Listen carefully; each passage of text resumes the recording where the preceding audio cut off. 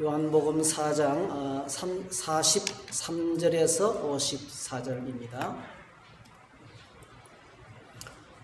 요한복음 4장 43절에서 54절까지.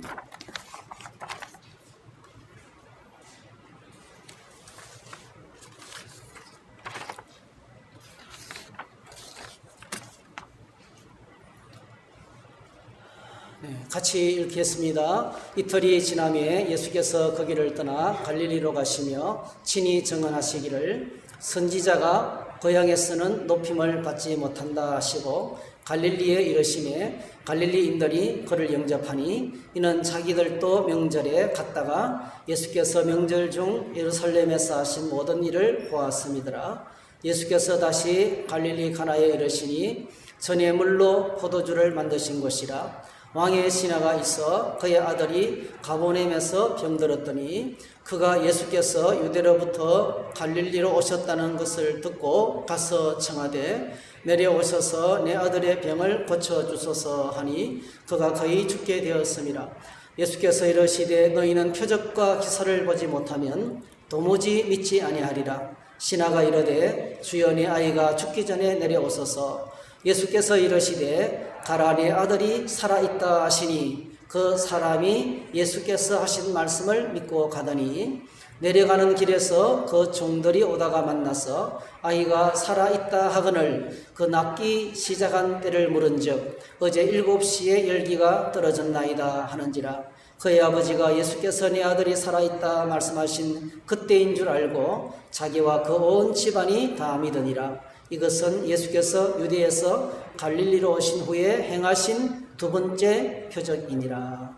아멘. 네, 오늘 이 말씀을 가지고 왕의 신하의 믿음 이런 제목으로 함께 말씀을 나누겠습니다. 요한복음은 복음서 중에서 가장 늦게 기록된 책입니다. 특별히 요한복음은 예수님의 어록 중심이에요. 예수님이 행하신 행적 중심이 아니고요.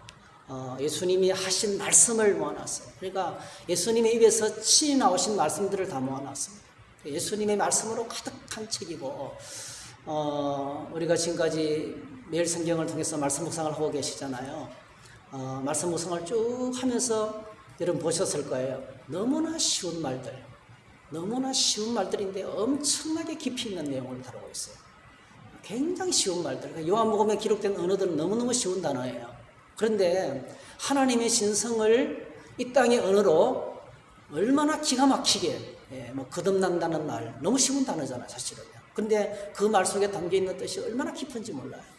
그래서 쉬운 언어로 깊이 있는 하나님의 말씀을 사도 요한이 그의 생의 마지막에 어떻게 하면 바른 믿음을 가질 것인가, 어떻게 하면 바르게 믿을 것인가를 그 주제를 가지고 처음부터 끝까지 일관된 주제를 가지고 기록된 책이 요한복음이에요. 그래서 요한복음은 처음부터 예수님을 소개하면서 여러분 요한복음 1장에 보시면 말씀이신 예수님을 소개하고 있어요. 그래서 태초에 말씀에 계시니라 이 말씀이 하나님과 함께 계셨으니 이 말씀은 곧 하나님이시니라. 그 안에 생명이 있었으니 이 생명은 사람들의 빛이라. 예수님 오늘도 우리에게 말씀으로 다가오는데요. 그 말씀 안에 우리를 살리는 생명이 있다는 거죠. 말씀 신앙. 처음부터 요한복음은 말씀 중심의 신앙을 강조하고 있어요. 그래서 예수님이 행하신 일들보다도요. 예수님이 무슨 말씀을 하셨는가를 중요하게 생각하고 있어요. 그 말씀의 어록을 굉장히 중요하게 생각하고 있습니다. 우리가 잘 아는 요한복음 1장 12절 그 밑에 내려가면 있죠. 12절 영접하는 자 곧 그 이름을 믿는 자들에게는 하나님의 자녀가 되는 권세를 주셨으니 이는 혈통으로나 육정으로나 사람의 뜻으로 나지 아니하고 오직 하나님께로부터 난 자들이니라. 말씀이 육신이 되어 우리 가운데 거하심에 우리가 그 영광을 보니 아버지의 독생자의 영광이요 은혜와 진리가 충만하더라. 그러니까 예수님과 말씀이 동일시되고 있어요. 요한복음 전체에서는요, 예수님이 고른 말씀이에요. 너희가 내 안에, 내 말이 너희 안에 가네. 똑같은 겁니다. 예수님을 모시고 살아가는 것, 주님의 말씀을 간직하고 살아가는 것이죠. 말씀과 예수님을 동일시하고 있는. 그래서 우리가 지금 5장까지 말씀을 묵상했는데요. 5장까지 오면서 우리 주님께서 여러 사람들을 만났습니다. 2장에서 갈릴리 가나에서 이름을 알 수 없지만은 예수님과 좀 친척벌이 되는 그 집안의 잔치집에 친히 참석하셔서 포도주가 떨어지는 상황에서 큰 걱정이죠. 혼인잔치에서 가장 주 음식인 포도주가 떨어진다는 것은 심각한 문제거든요. 근데 그 문제를 물로 포도주를 만드시면서 결국은 이 혼인잔치의 기쁨이 계속되도록 처음 포도주보다 훨씬 더 나은 포도주를 공급함으로 말미암아 큰 걱정 염려를 기쁨으로 바꾸시는, 잃어버린 기쁨을 되찾아 주시는 그 사역을 하시면서 첫 번째 기적, 첫 번째 표적을 행하셨습니다. 이 첫 표적을 통해서 예수님이 그 결과를 이렇게 소개하고 있습니다. 예수께서 이 첫 표적을 갈릴리 가나에서 행하여 그의 영광을 나타내시매 제자들이 그를 믿으니라. 요한복음의 강조점은요, 표적이 아니에요. 기적이 아닙니다. 그걸 통해서 주님이 하시려는 일이에요. 그러니까 이 표적을 통해서 결국 예수님의 영광이 나타난 거죠. 주님의 위대하심이 나타났어요. 하나님의 위대하심이 드러났습니다. 그리고 비로소 제자들이 예수님을 믿기 시작했어요. 예수님에 대한 믿음이 싹이 나기 시작했다는 것입니다. 표적을 통해서. 그래서 이런 표적은요, 문제 해결 그 자체가 목적이 아니고요. 그 표적을 통해서 주님의 영광이 나타나고 표적이 나타내는 목적지는 예수님이십니다. 예수님이 누구신지, 예수님이 어떤 분이신지에 대한 눈이 열리는 그런 계기가 표적이었습니다. 표적을 구하는 신앙의 위험이 여기 있습니다. 문제 해결에만 집착하고요. 문제 해결에만 집착하면 문제를 해결해 주시는 예수님을 놓치기 쉬워요. 이 표적 신앙이 굉장히 위험한 거예요. 뭔가 자꾸 경험을 하고 눈에 보여야 되고 증거가 나타나야 되고, 우리가 나중에 불을 찬양이지만 이 눈에 아무 증거안이 없어도 그래도 믿어야 돼요. 그게 진짜 신앙이에요. 그런 말씀 붙들고 가는 신앙입니다. 근데 뭔가 증거가 나타나야 되고 꿈에라도 보여야 되고 조그마한 변화도 나타나야 되고 그래야만 믿는다면 이는 굉장히 심각합니다. 왜냐하면 표적만 구하다가 따라가면 표적이 나타나지 않으면 그 신앙이 다 무너져 내립니다. 다 무너져 내립니다. 물론 주님은 오늘도 표적을 행하시는 분, 오늘도 병을 고치시고 오늘도 기적을 행하시고 오늘도 하나님이 살아계시고 역사시기 때문에 엄청난 역사가 많이 나타나고 있습니다. 그런데 그것만 붙잡고 가다 보면은, 그것만 붙들고 가다 보면은 실망하기 짝이 없어요. 아니 당신 예수 믿는데 왜 그렇게 아직 아프느냐 이거죠. 왜 예수님이 안 고쳐주시나 이거죠. 믿음이 버틸 힘이 없습니다. 그냥 무너져 내려버립니다. 그래서 예수님께서 유대 사역, 유월절을 기점으로 해서 유대에서 행하신 사역의 결과를 이렇게 보고하고 있어요. 성경은 요한복음에서는 요한복음 2장 23절에서 25절, 유월절에 예수께서 예루살렘에 계시니 많은 사람이 그의 행하시는 표적을 보고 그의 이름을 믿었으나 예수는 그의 몸을 그들에게 의탁하지 아니하셨으니 이는 친히 모든 사람을 아심이요 또 사람에 대하여 누구의 증언도 받으실 필요가 없었으니 이는 그가 친히 사람의 속에 있는 것을 아셨음이니라 했어요. 이 유대 사역의 결과입니다. 엄청나게 많은 기적을 행하셨어요. 엄청난 표적을 행하셨어요. 사람들이 보고 예수님을 믿었어요. 예수님께서 그들의 믿음이 마음에 안 들었어요. 그들에게 자신을 의탁하지 않았다는 거예요. 그들을 피해서 도망가는 거예요, 사실은.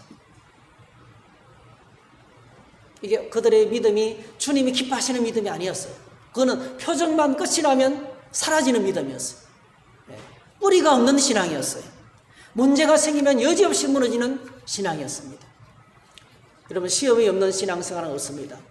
오늘 저와 여러분들이 코로나를 만나고 이런저런 시험, 교회적인 시험을 만나고 개인적인 시험을 만나서 우리 믿음이 흔들리는 것을 보고 있잖아요.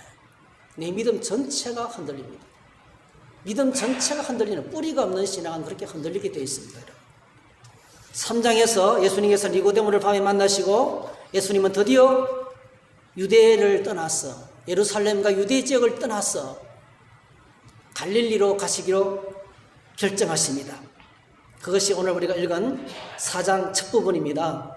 예수께서 제자를 삼고 세례를 베푸시는 것이 요한보다 많다 하는 말을 바리새인들이 들은 줄을 주께서 아신지라. 예수께서 친히 세례를 베푸신 것이 아니요 제자들이 베푼 것이라. 유대를 떠나서 다시 갈릴리로 가실세. 유대 지역을 떠나서 갈릴리로 가시는 거예요. 유대 지역을 떠나서 갈릴리로 가신 이유는 바로 뭡니까? 점점 더 예수님의 사역이 확대되니까 예수님이 점점 더 바리새인과 서기관들과 종교 지도자들로부터 압박이 심했던 거예요. 예수님을 향한 정오가 계속 부풀어 올랐습니다. 그래서 예수님께서 굳이 거기서 부딪히면서 갈등하면서 싸움하면 이제 사역 초기인데 피신해서 예수님 피해서 그들을 피해서 갈릴리로 가시는 거예요. 예. 그래서 예수님의 사역도 초기부터 만만치 않았습니다. 엄청난 장애가 있었습니다. 한 곳에서 오래 머무실 수가 없었어요. 바리새인과 서기관들이 따라다니면서 끝없이 그를 공격하고 정오했기 때문에 한 곳에 오래 머물지 못했습니다. 오늘 우리가 읽은 본문은 예수님께서 유대 사역을 마치시고 이제 갈릴리 사역을 시작하시면서 행하신 놀라운 표적을 다루고 있습니다. 이 연속되는 거예요. 그래서 오늘 본문을 보면 이렇게 되어 있죠. 이틀이 지나며 예수께서 거기를 떠나 갈릴리로 가시며, 그리고 길 가다가 의미 있는 말을 합니다. 선지자가 고향에서 높임을 받지 못한다 이 말 하시고 드디어 갈릴리에 도착했습니다. 갈릴리에 도착하니까 갈릴리 사람들이 어떻게 했어요? 그를 영접했어요. 어떻게 영접했습니까? 예수님께서 예루살렘에 올라갔을 때 우리도 그때 6월절 올라가서 예수님이 행하시는 놀라운 표적들을 많이 봤다. 그 사람 정말 대단한 사람이다. 그래서 그를 영접했던 거예요. 고향 사람들이 예수님을 영접했습니다. 그리고 예수님께서 다시 갈릴리 가나에 도착해서 행하신 엄청난 표적이 오늘 죽은 아들을 살리는, 죽어가는 아들을 살리는 이 표적을 또 행하셨습니다. 자, 여러분, 이틀이 지나매, 이 말은 정말 맨 마지막에 제가 설명할게요. 이틀이 지난다는 이 말 속에는 엄청난 의미가 함축되어 있어요. 오늘 저희들이 말씀드릴 주제가 이 속에 포함이 되어 있어요. 이 이틀은요, 예수님께서 유대에서 갈릴리로 가시다가 어디를 들렸습니까? 바로 앞에 사마리아 수가성을 들리셨죠. 그 사마리아 수가성에 머문 시간이 이틀이에요. 이틀 동안 예수님께서 거기에 붙잡혀 있었습니다. 거기서. 네. 그 이틀을 이야기합니다. 갈릴리로 가시면서, 그러면서 이제 갈릴리로 가시면서 의미 있는 말 하죠. 선지자가 고향에서는 높임을 받지 못한다. 선지자가 고향에서는 높임을 받지 못한다. 이 말씀을 하시면서 갈릴리에 도착했습니다. 여러분, 갈릴리는 예수님의 고향이 어딨냐고 논란이 많은데요. 예수님은 유대 땅 베들레헴에서 태어나셨어요. 태어나신 거예요, 곳에. 근데 태어나신 곳에서는 거의 살지 못했어요. 헤롯 대왕 때문에 애국으로 피신했다가 돌아와서 자라나신 곳, 그가 생업을 가지신 곳은 어디입니까? 갈릴리 나사렛이에요. 갈릴리는 예수님이 성장을 하시고 생활의 근거지가 있는 곳이 고향이에요. 여러분, 고향이라는 것은요, 출생지가 고향이 아니에요. 많은 사람들이 유대 땅이 예수님의 고향이라 생각하고 이 본문의 해석을 엄청나게 어렵게 생각하는데요. 베들레헴 유대 땅은요, 예수님이 출생지예요. 오늘 이 세상에 태어나는 많은 분들의 출생지는 병원입니다. 병원이 출생주소이지. 그게 고향이 아니잖아요. 고향은 바로 어디입니까? 자라나신 곳, 성장하고 삶의 터전이 있는 곳, 그것이 바로 고향입니다. 제가 청주 성도교에 이제 26년 동안 사역을 하다 보니까 이곳이 고향 같아요. 이제 고향입니다, 사실은. 고향과도 같은 거예요, 사실은. 예. 이곳에서 엄청나게 많은 시간을 보내기 때문에 예수님이 가장 많이 성장을 하면서 보낸 곳이 갈릴리입니다. 고향으로 돌아가시는 거예요. 자, 고향으로 돌아가시면서 여러분, 사람이 지치고 힘들고 어려울 때는 항상 고향으로 돌아가고 싶죠. 생의 여정을 마치면서 마지막에는 고향 땅에 가서 살다가 죽고 싶어요. 이게 사람들의 회귀 본능입니다, 여러분. 그래서 예수님께서 유대 지역의 사역을 마치고 이제 고향으로 돌아가는 그 마음이 얼마나 편안했겠습니까? 그런데 오늘 주님께서 불편한 심기를 표시하시는 거예요. 선지자가 고향에서는 높임을 받지 못한다. 선지자가 고향에서는 높임을 받지 못한다. 이 말씀을 하시는 겁니다. 이 말씀을 하시는 이유가 뭐겠습니까, 여러분? 이유가 뭐겠습니까? 사실은 표적은 보고 좋아하지만은요, 표적을 통해서 믿음의 주요 온전케 하시는 메시아 되시고 하나님 되시는 예수 그리스도를 믿고 받아들여야 되는데, 고향 땅 사람들은 예수님이 어릴 적부터 자라나신 과정과 너무나도 어렵게 살아가는 목수 생활을 아시기 때문에 그가 하나님이시고 그가 메시아시라는 것을 받아들이기가 너무나 벅찬 거예요. 그 엄청난 한계가 있어요. 다른 지역 사람들은 받아들여도 고향 땅 사람들은 못 받아들이는 거예요. 그게 바로 뭘까요, 여러분? 그게요, 그 세계가 바로 당연의 세계고요, 익숙함의 세계예요. 너무 잘하는 거예요. 내가 너를 너무 잘한다는 거예요. 어릴 적부터 다 안다는 거예요. 너희 아버지가 어떻고 너희 어머니가 어떻고 가정을 너무 안다는 거예요. 근데 하나님의 아들, 하나님께서 보내신 메시아, 한계가 있는 거예요. 못 받아들이는 거예요. 그래서 예수님께서 이 엄청난 저항을 생각하시고, 내가 지금 고향으로 돌아가지만 마음이 편치 않다, 선지자가 고향에서는 높임을 받지 못한다는 거예요. 이것이 오늘 저희와 여러분들의 신앙생활의 엄청난 복병입니다. 우리 신앙에 진전이 없는, 하나님의 말씀을 받아들이지 못하는 엄청나게 무서운 위험 요소가 바로 이것입니다. 인간적으로 사람을 바라보는 거예요. 하나님의 말씀을 인간적으로 듣는 거예요. 날마다 예배드리고 기도하고 너무나 반복되는 일상이기 때문에 오늘 하나님이 내 생에 찾아와서 행하실 놀라운 일들을 기대도 안 하는 거예요. 그 평범함, 당연의 세계, 익숙함의 세계 속에 들어가면 하나님이 행하실 일들이 보이지 않습니다. 메시아가 나타나도 모르는 거예요. 하나님의 아들이 나타나셔서 표적을 행하셔도 몰라보는 겁니다. 여러분, 인도에서 의료 선교 활동을 하면서 한센병의 세계적인 권위자 폴 브랜드 박사, 그 폴 브랜드 박사는 인도에서 아버지 때부터 의료 선교를 하면서 지냈는데, 인도에서 20년 동안 한센병, 그 문둥병 환자들을 섬기다가 미국에서 30년, 50년 동안 의료 선교를 했던 사람이에요. 근데 그가 어느 날 이제 출장일이 있어서 영국으로 건너가서 하루 종일 기차를 타고 강연을 하고 일을 마치고 호텔 방에 딱 들어갔는데, 호텔 방에 들어갔는데 발 뒤꿈치에 감각이 없는 거예요. 네? 그래서 핀으로 한번 찔러봤어요. 복숭아뼈 이 밑을 핀으로 한번 찔러보니까 아프질 않는 거예요. 또 한 번 더 찔렀어요. 그랬더니 피가 나는데도 안 아픈 거예요. 통증이 안 느껴지는 거예요. 뭘까요? 수많은 한센병들, 수많은 이 한센병을 진료하고 수십 년을 치료했던 이 권위자잖아요. 세계 최고의 권위자잖아요.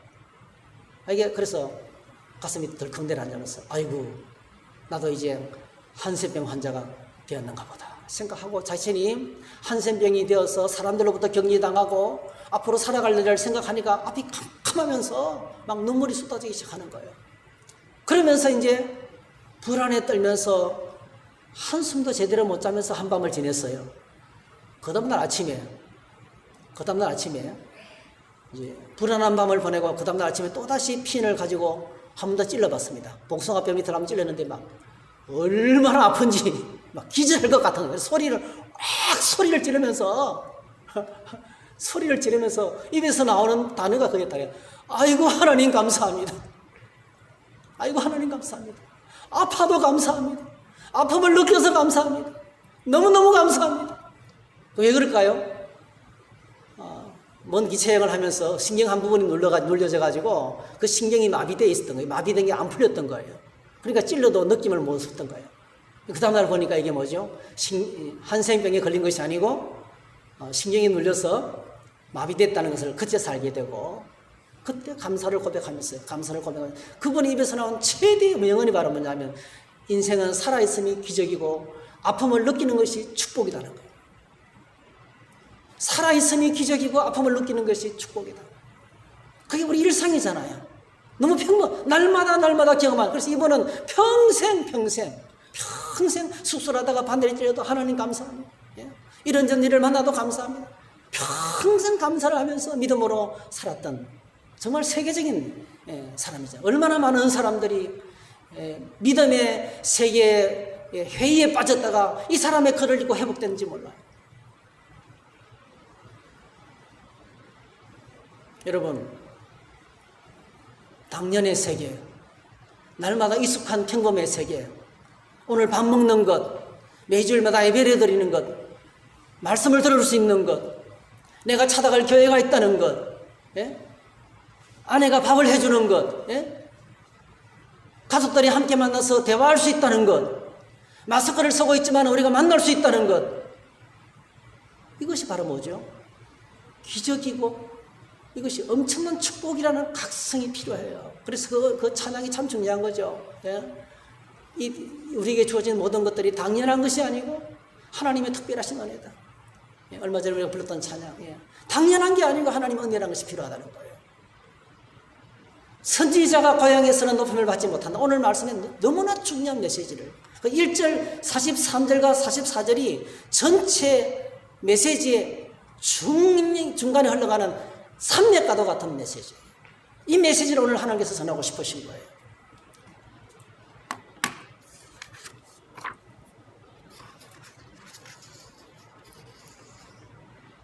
오늘 그리고 또 하나는 이제 고향 땅에 가서 사람들이 환대를 받지 못하지만 그래도 올라가는 건 바로 뭡니까? 가봤자 뻔히 알아요. 사람들이 자신을 제대로 믿지 못한다는 것을 알면서도 나중에 고향 땅 사람들이 예수님을 죽이라 그랬어요. 사실은요. 그를 밀쳐떨어서 죽이라 그랬습니다.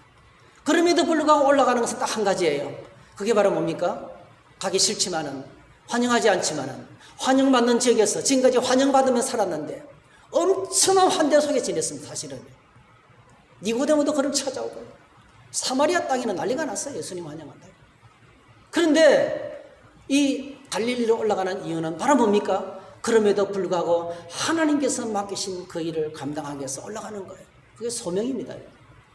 소명은 내가 하기 싫어도 하는 거예요. 할 수 없는 상황이라도 하는 거예요. 사실은요. 그게 소명입니다. 하나님께서 내게 맡기신 일들, 하나님이 내게 맡기신 그 일을 감당하기 위해서 지금 갈릴리로 올라가시는 것입니다. 그래서 오늘 본문의 내용은 우리가 너무나 잘 알고 있습니다.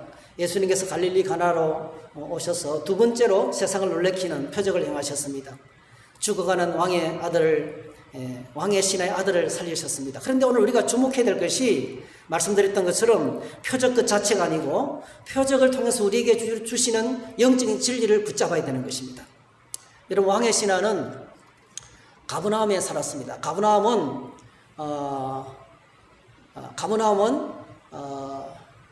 갈릴리 지역이죠. 그 위쪽에 올라가면 다메섹으로, 가브나움은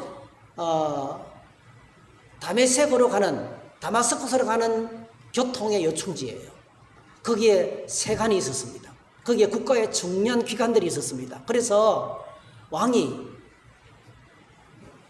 직속 관리를, 왕 직속 고급 관리를 직접 파견하는 거예요. 그게 왕의 신하입니다. 여러분, 성경에 유명한 분들이 많이 나오잖아요. 이런 백부장, 군사 100명을 거느린 로마의 지휘관이잖아요. 대단한 사람이죠, 사실은요. 그런데 이 백부장은 이 사람에게 비하면 저 밑에 중대장 등급밖에 안 되는 거예요. 이 왕의 신하는 왕의 권력을 가지고, 왕의 절대 권력을 가지고 직접 왕으로부터 보냄받은 사람이에요. 우리나라 식으로 말하면 장차관급이에요. 장차관급. 엄청나게 성경에서 나오는 가장 신분이 높은 사람이에요. 이 장차관급의 사람이, 그의 아들이 병들어 죽게 되었습니다. 얼마나 노력했겠습니까? 좋은 약, 좋은 의원, 근데 안 되는 거예요. 열병에 시달리면서 죽어가는 아들을 보다 못하고 안타까워하고 있었는데 갈릴리 가나에 거리상으로 80월입니다. 80월이 34km. 지금이 34km지 사실은요. 그 당시는 길이 엄청나게 그냥 아마 제가 생각할 때는 말도 제대로 달리기 어려운 길이었을 거예요. 사실은요. 달릴 수 없는 길, 사실은. 교통의 요충지지만은 대상들이 지나가는, 장사꾼들이 지나가는 길이지만은 넓은 길이 아니에요. 하나밖에 없는 길이죠. 하나밖에 없는 길. 그래서 이 갈릴리 가나까지 왕의 신하가 85리를 달려서 소문을 듣고 주님을 찾아옵니다. 예수님을 찾아와서 어떻게 요구합니까? 오늘 성경에 보니까 이렇게 말하고 있어요. 듣고 가서 청하되. 참 이게 예수님에 대한 소문이 금세 가버나움까지 들려왔어요. 예수님이 거기 오셨다는 소식이 금세 들려왔습니다. 소문은 참 빠르죠. 그런데 여러분, 소문 중에 가장 큰 아름다운 소문이 예수 그리스도에 대한 소문이잖아요. 유일한 희망의 소문. 이 왕의 신하에게도 그렇지만은 오늘 온 땅의 모든 사람들에게 유일한 희망이요 소망은 바로 예수 그리스도에 대한 소문입니다. 주님이 행하시는 놀라운 일들입니다. 이 희망의 소식을 듣고 먼 거리를 달려가서, 그리고 이 엄청난 체면과 권위를 내려놓고 예수님 앞에 엎드려서 간청하는 거예요. 내려오셔서 내 아들의 병을 고쳐주소서. 이게 청하되라는 단어가 중요해요, 여러분. 청한다는 이 단어가요, 헬라어 원문의 시제가요, 미완료 시제입니다. 미완료 시제. 이 말은 계속되는 시제예요. 계속되는 시제예요. 그러니까 한 번 청한 것이 아니고 뭡니까? 계속 간청하는 거예요. 내려오셔서 내 아들의 병을 고쳐주소서.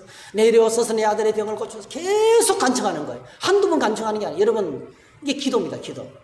끝없이 계속 지치지 않고 강구하는 거예요. 청하되는 말이 그런 뜻입니다.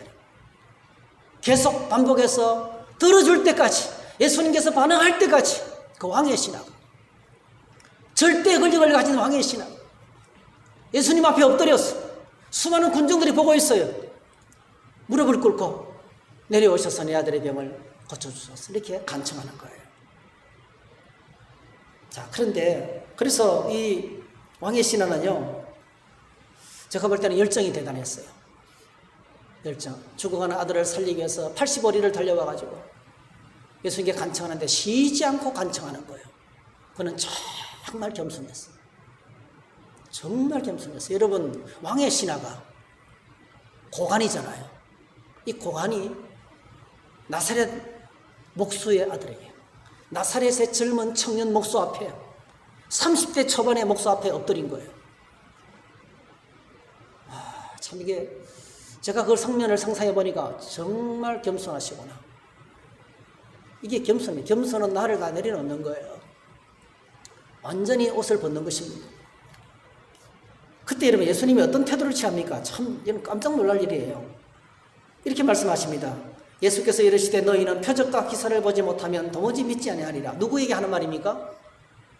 왕의 신하에게 하는 말이 아니에요.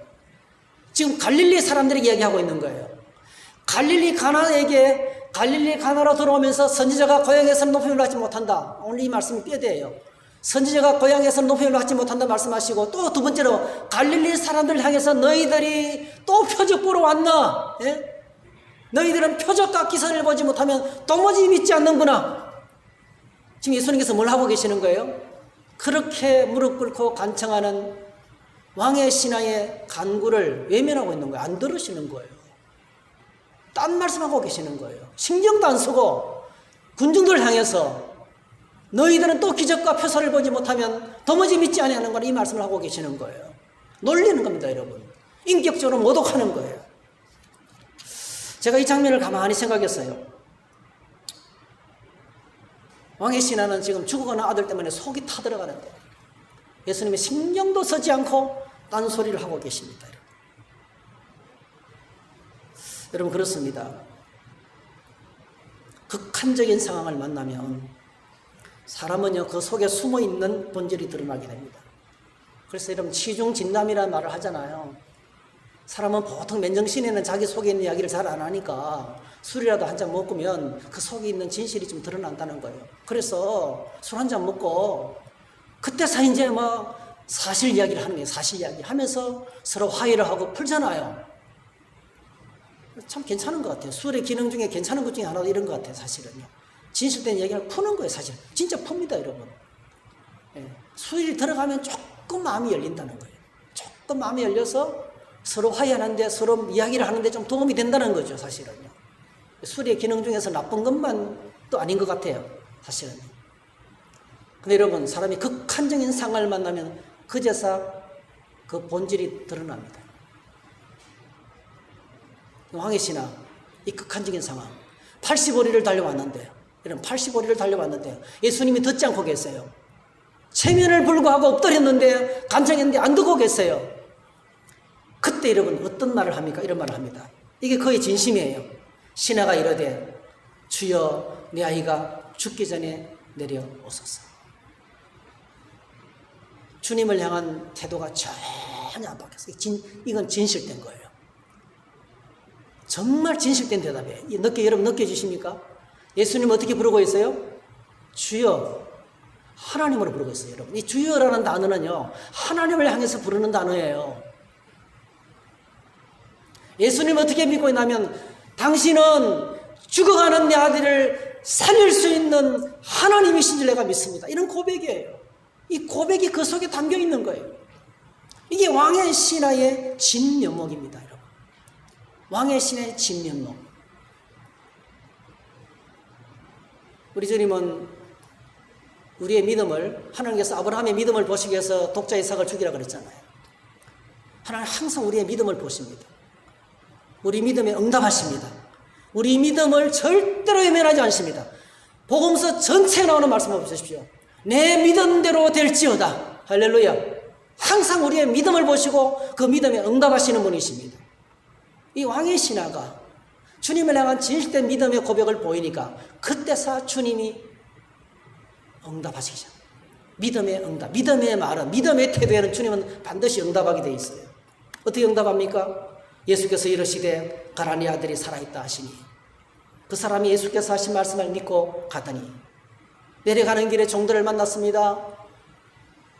왕의 신하는 갈릴리 가나에서 집으로 내려가고 종들은 아들이 낳았으니까 주인에게 알리기 위해서 급하게 여러 종들을 다시 갈릴리 가나로 보내고 중간에서 만난 거예요. 중간에서. 그래서 언제 만났나 물어보니까 뭡니까? 어제 제7시에. 시간 가지고 자꾸 고민할 필요가 없어요. 성경에 나오는 시간에 무조건 다 기억을 하면 돼요. 오후 1시, 어제 오후 1시. 제6시 기도 시간, 예수님께서 제3시, 6시, 9시, 하루 오전 9시, 정오, 오후 3시, 예수님께서 오전 9시 십자가에 달리시고, 그리고 제6시 정오 시간을 지나서 오후 제3시에 운명하셨어요. 성경에 나오는 모든 시간들은 여러분 기억하세요. 거기 더하기 6을 하면 돼요. 성경학자들이 연구한 거예요. 실제로 이스라엘에서 그렇게 확인된 사실입니다. 여러분. 고민할 필요도 없어요. 어쨌든 간에 오후 1시. 그러니까 벌써 뭡니까? 시간이 하루하고 반나절이 지난 거예요. 하루가 그래서 이 거리를 지금 생각할 때는 80월이고 34km 차로 달리면 30분이면 갑니다, 여러분. 근데 얼마나 길이 험악했던지 하나밖에 없는 길이잖아요. 반드시 중간에 만나게 돼 있어요. 중간에서 만났는데 하루 반이 지난 거예요. 그래서 사흘길이라 이야기하는 거예요. 사흘길. 왜 사흘길로 해석하면 은혜가 됩니까? 이렇게 먼 길을 달려서 주님을 찾아갔고 이렇게 먼 길을 달려서 예수님을 찾아갔더니 주님께서 말씀하시기를 가라 아들이 살아있다. 이 말씀은요 오늘 우리 식으로 번역하면 가라 네 아들이 이제는 치료되었다 이 뜻입니다. 여러분 가라 나았다는 겁니다. 그 말씀을 하실 때 어떤 느낌도 어떤 증거도 어떤 표적도 없었어요. 아무것도 없었어요. 그런데 여러분 이 왕의 신뢰가 위대한 것이 바로 뭡니까? 이렇게 주님께서 사실 여러분 우리 성도들이 몸이 아플 때 저를 종종 찾아오잖아요. 수술을 앞두고라든지 저도 기도해드리고 싶어요. 근데 저는 최선을 다해서 기도합니다. 여러분. 근데 이럴 때가 있어요. 여러분 기도는 내가 하지만 누가 고칩니까? 제가 고치는 겁니까? 하나님 고치시는 겁니까? 하나님 고치시기 때문에 하나님이 고치시기 때문에 제가 기도를 소곤소곤하게 하든지 열정적으로 하든지 상관없이 고치시려면 하나님이 고치시는 거예요. 그래서 어떤 때는 조용하게 기도해야 될 때 있어요. 그러면 여러분 기도 받고 가는 사람의 마음이 어떤지 아세요? 제가 금방 느껴요. 아니 침을 튀기면서 눈물을 흘리면서 막 조금 흔들면서 좀 뭔가 간절하게 기도를 해 주셔야 되지 왜 이렇게 시부적하게 기도해 주시냐고. 그래서 갈 때 보니까 상처받은 모습이 보여요. 제가 여러 번 경험했어요. 근데 이 왕의 씨는 어떻습니까 여러분? 85리를 달려와가지고 엎드리며 간청하다가 주님께서 한마디 하시는데 가라 아들이 나왔다. 아무 느낌도 아무 표적도 아무 증거도 없어요. 요즘처럼 휴대폰에 있으면 전화라도 해보고 확인할 수 있을 것인데요. 근데 여러분, 이 왕의 신화가 얼마나 위대한지 저는 깜짝 놀랐어요. 우리 한번 따라갈까요? 따라 하실까요? 예수께서 하신 말씀을 믿고 가더니, 이것이 오늘 이 표적의 핵심이에요, 여러분. 이 표적을 행하면서, 이 엄청난 표적을 행하면서 주님이 하시는 메시지예요. 이 왕의 신하는 뭐만 믿었습니까? 예수님의 입에서 나오는 말씀만 믿었어요. 요한복음 전체 주제예요. 요한복음 전체 주제입니다, 여러분. 오늘 저희들이 중요하게 생각해야 될 것이 있어요. 그래서 주님의 말씀을 믿고 내려가더니 중간에서 종을 만나서 물으니까 어제 7시에, 어제 오후 1시에 나왔다는 거예요. 그래서 53절에 아버지가 내 아들이 살아있다 말씀하시 그때인 줄 알고 자기와 그 온 집안이 믿었더라. 기쁨이 충만하고 온 집안이 믿었어요. 여러분, 한 사람이 주님을 제대로 만나서 감격하면서 기쁘며 섬기면 주 예수를 믿으라. 그리하면 너와 네 집이 다 구원을 받으리라. 이 말씀이 이루어지는 거예요. 오늘 우리의 신앙이 말씀으로 말미암아 기쁨이 충만하고 감사가 넘치고 정말 행복하게 믿어보세요. 그러면 당연히 온 집안이 믿게 되어 있어요. 영향을 끼치는 거예요. 온 집안에게 복음이 전파되게 되어 있는 거예요.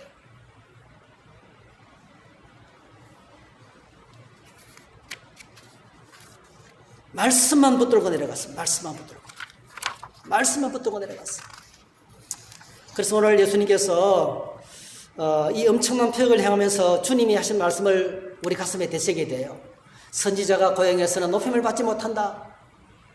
선지자가 갈릴리로 들어오시면서 선지자가 고향에서는 높임을 받지 못한다. 그리고 딱 표적을 행하면서 앞으로 엄청난 기적을 행하면서 너희는 표적과 기사를 보지 못하면 도무지 믿지 아니하리라. 표적과 기사 따라가지 마라. 그거 붙들고 살지 말라는 거예요. 눈에 보이는 거 자꾸 찾으려 하지 말라는 거예요.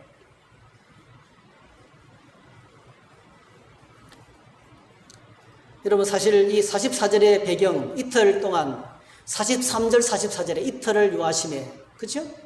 그러면서 44절에 선지자가 고향에서 높임을 받지 못한다 이 말은요, 바로 앞에 있던 사건을 얘기하는 거죠. 사실은 예수님께서 사마리아 땅을, 그러니까 유대에서 사마리아로 갈릴리로 가시다가 중간에 사마리아를 들렸는데, 여러분, 사마리아에서 무슨 일이 벌어졌습니까? 사마리아 수가성에서 한 여인을 만나죠. 만나서 대화를 하면서 그 여인을 구원하죠. 이 여인이 메시아를 만나고 난 다음에 너무 기뻐서 물동이를 버려두고 동네로 뛰쳐들어가가지고 온 옛날 사람들에게 내가 메시아를 만났다. 여러분, 메시아가 우리 동네를 찾아오셨습니다. 여러분, 만나보십시오. 동네 사람을 다 깨웠어요.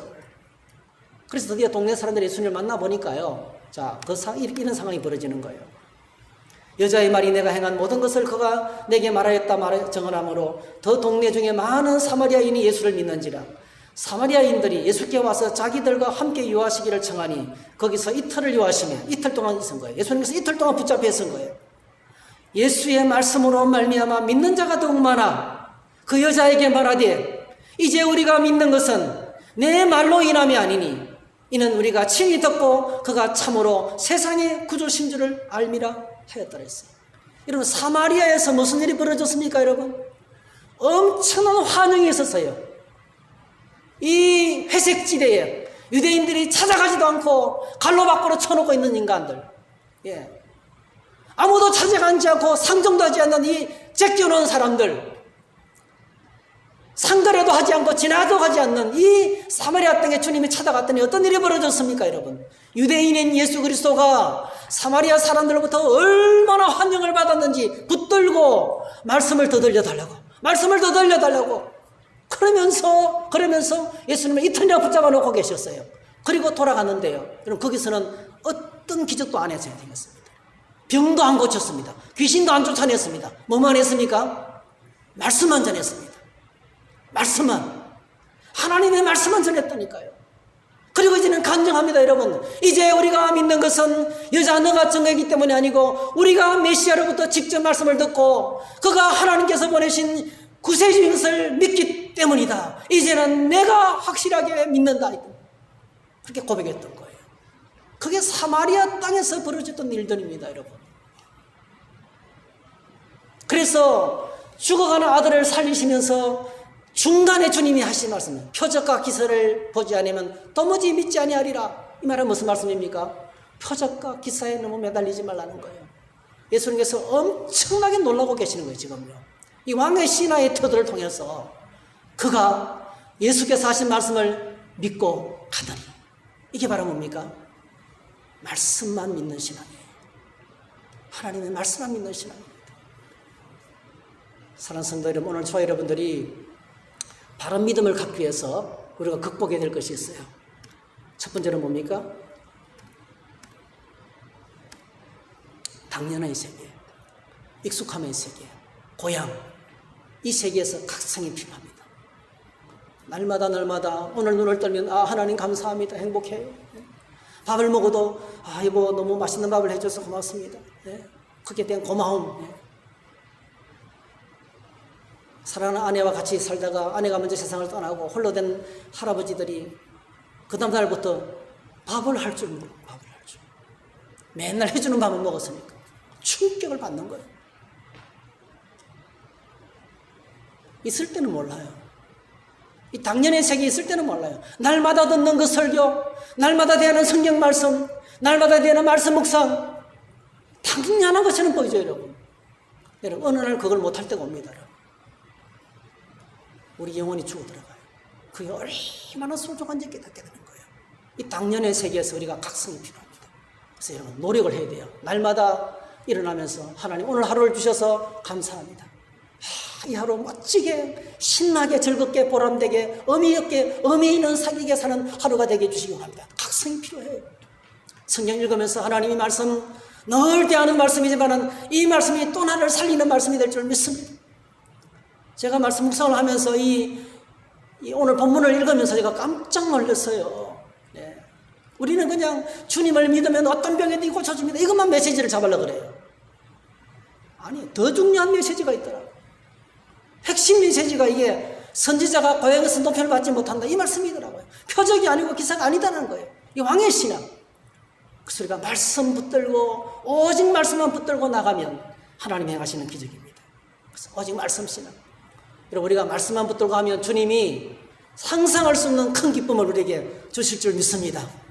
그 말씀이 이루어지는, 말씀이 내 삶 가운데 이루어지는 내 삶을 천국으로 만들고 내 마음을 천국으로 만들고 공동체를 행복한 공동체로 만들고 우리 인생의 문제를 처리하는 역사를 그저 싹 경험하게 되고 그 뒤에 밀려오는 기쁨을 우리가 맞이하게 될 것입니다. 이게 말씀을 붙들고 가야 되는 이유가 바로 여기 있는 거예요. 오직 말씀 신앙입니다. 그리고 우리가 왕의 신앙을 통해서 배워야 됩니다, 여러분. 왕의 신앙. 겸손했어. 정말 하나님께 나갈 때마다 엎드려야 됩니다, 여러분. 엎드려야 됩니다. 다 벗어놓고 엎드려야 됩니다. 내 의를 다 내려놔야 돼요. 하나님께서 겸손한 자에게 은혜를 다하실 줄 믿습니다. 그리고 열정이 대단했습니다. 물러서지 않았습니다. 기도를 시작했으면 끝까지 했습니다. 끝까지. 하다가 중간에 포기하지 않았습니다. 그리고 뭐죠? 믿음이 대단했습니다. 정말 그 믿음이 하나님으로부터 인정을 받는 믿음이 되었어요. 오늘 저와 여러분 이런 옳은 신앙, 이런 바른 신앙, 날마다 말씀을 묵상하면서 온전한 믿음의 세계로 나아가서 믿음으로 말미암아 주님으로부터 칭찬받고 또 우리 주님으로부터 인정받고 행복한 생애가 되시기를 주의 이름으로 축복합니다. 할렐루야. 기도하십시다. 사랑의 주님, 주의 말씀을 듣고 믿음으로 살아갈 수 있도록, 오직 말씀만 붙들고 살아갈 수 있도록 축복해 주시옵소서. 예수님의 이름으로 기도하옵나이다. 아멘. 우리 함께 찬양하겠습니다.